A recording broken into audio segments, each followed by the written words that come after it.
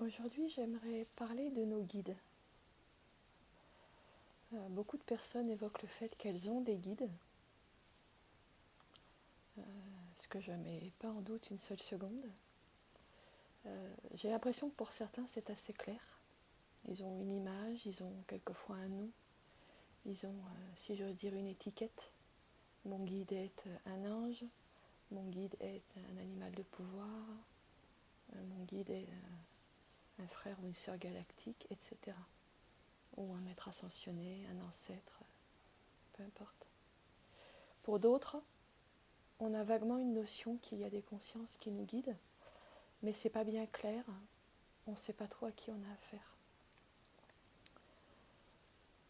Ce que j'en comprends au fil de mon cheminement, et puis en écoutant aussi ce que disent d'autres sur cette question-là, c'est que s'il nous vient un nom, une étiquette, une définition de nos guides, pourquoi pas? Ça peut être intéressant, ça peut être rassurant. Je dirais que ce n'est pas l'essentiel, parce que de toute façon, si la qualité du message transmis par le guide, ou de l'information, ou de l'enseignement, ou de l'aide est authentique, peu importe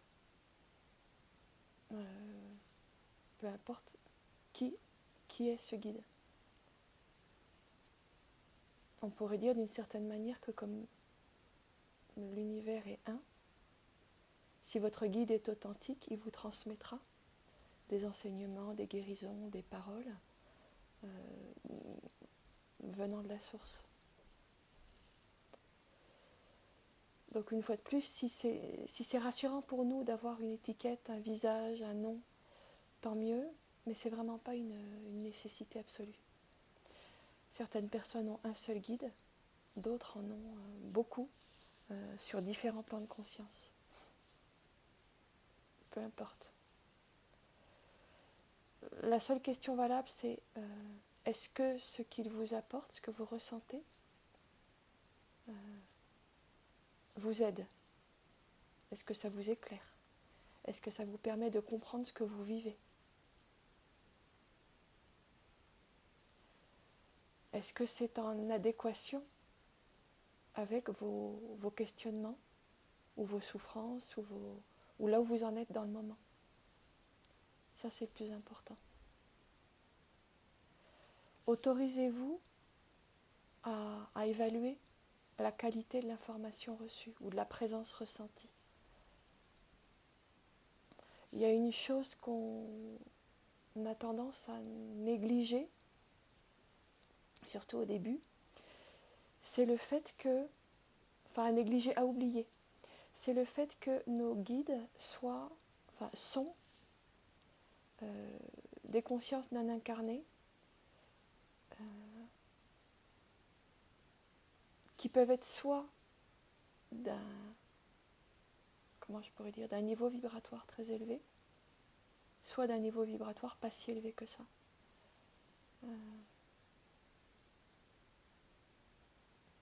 Eckhart Tolle disait en substance, c'est pas parce que une entité n'est pas incarnée qu'elle est plus intelligente que vous. Il m'est arrivé, dans mes explorations de l'invisible, de rencontrer des consciences qui n'étaient pas extrêmement évoluées et qui n'avaient pas une compréhension globale de la situation, ou qui avaient à me dire des choses qui ne faisaient pas sens dans ma vie, là où j'en étais maintenant. Donc c'est toujours important d'aller regarder si ce qu'on vous dit, ça fait sens pour vous, et si ça va dans une direction d'accueil, de bienveillance, de guérison, de reconnexion. Mais ça, vous allez le sentir, surtout si vous êtes en contact avec votre corps. J'en ai parlé dans la vidéo sur habiter son corps. Ça, vous allez le sentir. C'est important. C'est important de vous autoriser à vous comporter, à vous considérer dans une relation adulte-adulte. Ce qui se passe bien souvent, c'est que surtout quand on découvre les guides, on a tendance à se mettre dans une position d'enfant, dans une position de tout petit. Alors oui, bien sûr, un peu de modestie, c'est plutôt bien, surtout quand vous vous sentez en contact avec des choses extrêmement puissantes. Par exemple, les énergies des archanges sont vraiment très puissantes, ou de certains maîtres ascensionnés. Alors là, oui, bien sûr, ça amène à une certaine modestie, à une certaine humilité, mais je ne pense pas que ça doive faire de nous un enfant. Je crois que la mission de nos guides, c'est quand même de nous aider à grandir, à nous comporter comme des adultes. Donc, si j'avais un conseil à donner, ce serait de pas tout prendre au pied de la lettre, de s'autoriser à valider ou pas l'information reçue, et puis à se comporter comme un adulte. Alors maintenant, il peut arriver qu'on nous dise des choses qui nous dérangent. Et je terminerai sur ce point-là. Il y a 2 cas de figure dans les messages reçus ou les présences ressenties qui nous dérangent. Et en particulier dans la question des messages reçus. Si c'est la présence vibratoirement qui vous dérange, il se peut qu'il y ait un truc pas clair. Donc dans ce cas-là, vous laissez partir. Mais si c'est au niveau d'une information que vous recevez qui vous dérange, donc il y a 2 cas de figure. Soit elle vous dérange parce que, objectivement, elle ne va pas dans le sens de votre guérison, parce qu'on peut tomber sur des consciences non incarnées qui sont encore très prises par leur propre ego et qui racontent des trucs d'un niveau pas très conscient. Et peut-être elles peuvent se prendre elles-mêmes pour des archanges, pour des maîtres ascensionnés, alors qu'elles ne le sont pas. Ça, c'est une possibilité. Dans ce cas-là, vous laissez partir.